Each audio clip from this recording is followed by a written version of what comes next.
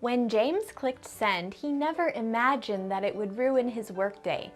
Let's talk about email forwarding and safe communication.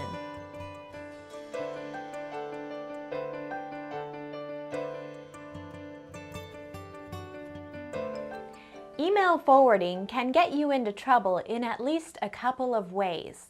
First, you might forward something that shouldn't be forwarded, and second, you might write something that shouldn't be forwarded.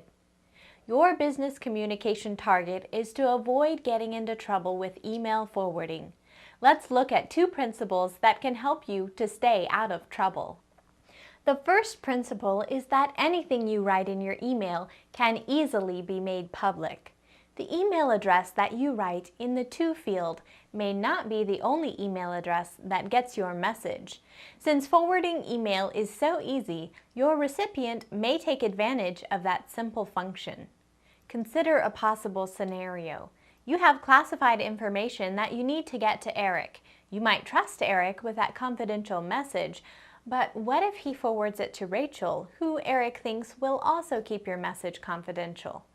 The only thing is that Rachel is not aware that the material is sensitive. Just assume that eventually any email that you send will be seen by the whole world.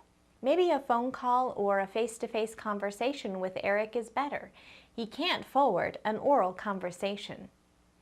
Consider another common scenario. You might think it's safe to crack jokes via email with your business partner about the antics of one of your clients. But what if your business partner thinks that it's so funny that she just has to forward it to her husband, who also thinks it's funny enough to send to his friends? Before you click send, assume that your client will eventually read that parody that you just wrote about him. Again, assume that the whole world will read it. Will the whole world read it? No. But if you assume that it will, you'll be a lot more cautious about what you put in writing. The second principle is to be selective in what you forward.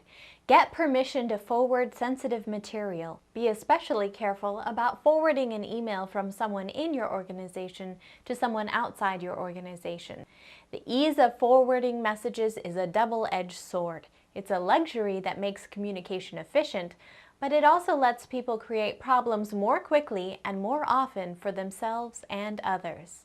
Keep these two principles in mind to write and forward email safely.